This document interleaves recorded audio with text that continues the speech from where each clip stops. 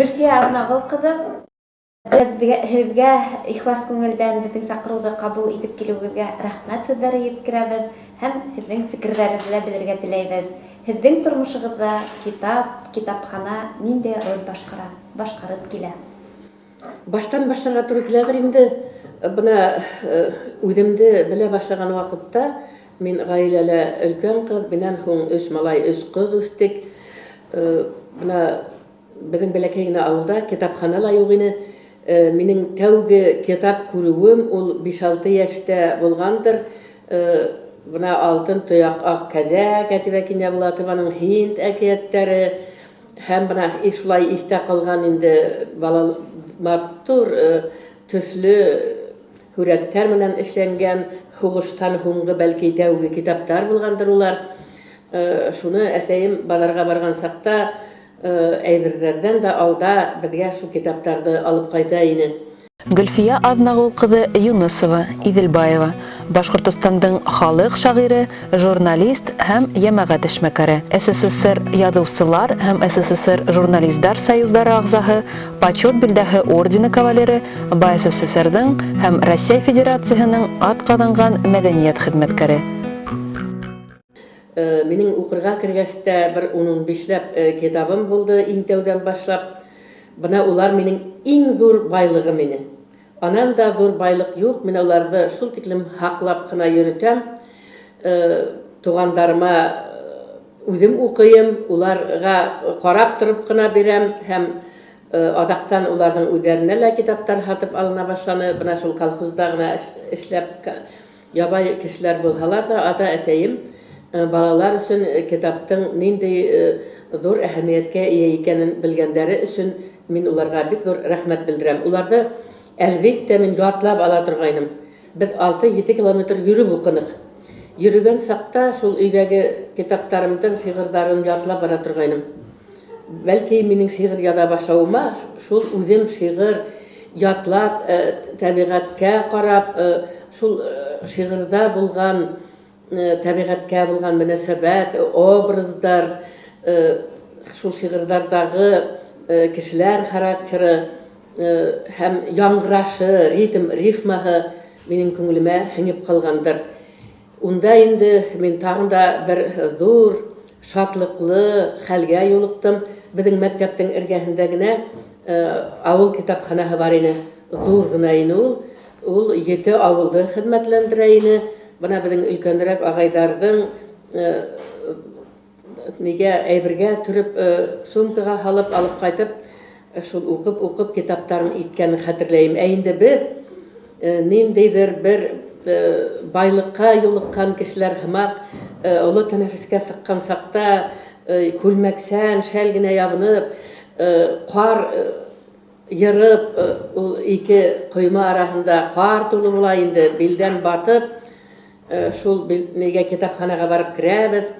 Унда эшләгән Рәйсә апай инде беҙгә ниндәйҙер ожмах ҡапҡаһын асып ултырған кеше һымаҡ күренә, йәш, матур, иғтибарлы, яғымлы. Мин шунда китапханала эшләүсе кешеләр мотлаҡ ошолай булырға тейеш тигән фекер тыуған.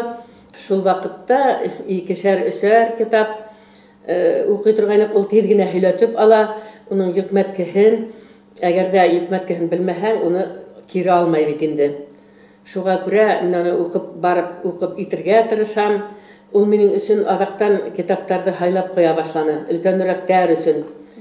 Шуға күрә ул минең рухи үҫешемдә, тормошҡа ҡарашымда, уны күҙ аллауларымды, офоҡтарымды киңәйтеүҙә шул тиклем әһәмиәткә ия булған ошо китапханаға йөрөүҙәрем. 6-нчы класста уҡыған саҡта минең таң тигән тәүге шиғырым Башҡортостан пионеры Хәҙергән Шишмә бит инде ул, шул гәзиттә туры килде. Әле аҙаҡҡы мин аның юлдарын әле лә хәтерләйем. Таң тураһында матурлап килә лә, әйтерһең дә ҡояш сығышына ҡыҙыл байраҡ ҡаҙап ҡуйылған тип бөтә. Әле мин шул шиғырымды хәтерләһәм, ул әле минең альбомымда һаҡлана. Минең киләсәккә булған хатта яҙмышым сағылған һымаҡ. Унда образ бар, шиғырға кәрәкле шул бала нейинде югарылыгында булһала байракка тиңлегәнмен бит инде хакланганмын. Һәм икенчеһе сәяси юлында күзаллана һәмакта инде ул. Унда инде минең күбрәк шигырьләрем сыга башланы. Зур шәлкемдәрем Башкортстан гәзитендә, Агыйдел журналында, Пионер журналында. Бына улар инде бигрәк тә Раевка укыган сакта без гәзит алмыйбыз бит инде көндә. Безнең гаиләле әлбәттә берничә гәзит гомер буена алдырдылар. Кайткан сакта менә һеңлем белән бергә укыган шул китапхананан карап тәүге шигырьләремне күрдем инде. Уны нигә подшивкага куйганнар.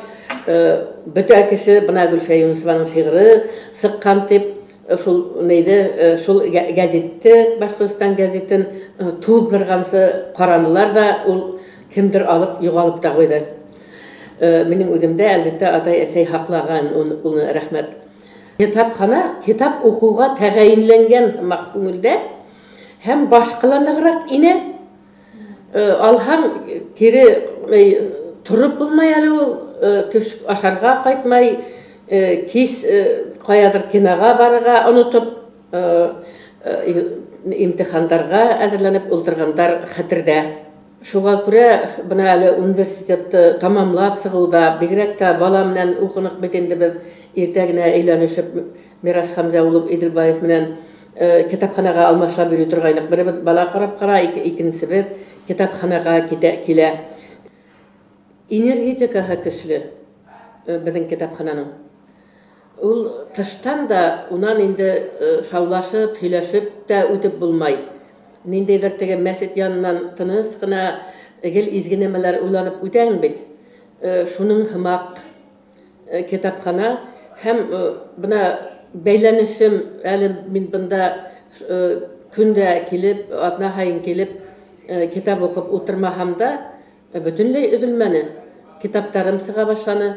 Һәм мине осрашуларга сакырдылар, журнал, гәзит укучылары менән осрашуга, Башкортстан кызы журналы мөхәррире буларак, депутат буларак бында осрашуларда булдым. Һәм иң мөһиме, бында минең китаптарым хаклана. Мине китапхана хезмәткәрләре үзебезнең шундай изге урын күргән китапханабызда үземдә булмаган китаптарда, гәзиттәрдә сыккан шигырьләрем, мәкаләләрем, әсәрләрем хаклана, кәрәк вакытта килеп карап алам. Һәм бәйләнеш әле бигрәк тә әлеге заманда китап магазиндары, китап кибеттәре булмаган сакта кеше китапханага килмәй кайда барһын инде. Бына шунда инде өмет безнең язучыларның дип әйтәм инде. Кеше безнең әсәрләрне бына шу китапхананан алып укыр дигән. Ул ничә бәйләнеш булмаһын, нишлек рәхмәтле булмаек инде без. Без язабыз әһәд безне безнең укучыларыбыз менән берләштерәһегез, уларга безнең менән таныштыраһыгыз, без яза торайык. Һез бына безне үзебезне көтеп торган, безнең әсәрләребезне көтеп торган укучыларыбыз менән осраштырырга язһын киләсәктә. Китаптың роле бетмәсәк ул. Бына әле элегрәк әйткәндәр, кино сәнгате килеп сыккас, кино булды, хәзер театр бөтәсәк дип. Юк, театр үз урынында, кино үз урынында. Сайттар, электронный китаптар үз урынында. Әле бит әле бөтә кешеләр электронный китаптар да укый алмай. Безнең буын бар, бездән алда бар, бездән һуң бар. Шуннан һуң инде кем нисек укырга теләй әле ул. Кыштырдатып торып асып укымагас, я ятканда, я утырганда, яңа асып укымагас. Энергетика икенче бит аның. Ныграк барып китә, осрашкан һымак булаһың бит инде. Китап әле дә, мәсәлән, минең үземнең якын дусым, китап укымаган көнем дә юк минең. Ниндәйдер китап укыйм, кайһылар нисәдер кабат, кайһыларын өр яңынан, кайһыларын үземнең яшьтәш, өлкән һәм яшь каләмдәшләремдәкен укып барам, чөнки унһыд булмай, улар минем фикерләрен һорай. Уларның бөтәһе миндә булмаска мөмкин. Китап әле мәктәптәрдә лә нинди генә алымдар кулланып, интернет аша һәм башка юллар белән укытылмаһын. Барыбер дә беренче класстан әле балалар баксасы вакытынан алып, иң зур тәрбия коралы мотлак китап. Китапты укырга, тыңларга, ятларга бала ул бәләкәй сактан өйрәнә. Өлкәнәйгә инде ул әгәр шунда күңеленә яктылык булып сеңеп калса, ул аны дәвам итәсәк. Уның өчен шулай ук дәвам иттерерлек кешеләр булырга тиеш бит инде.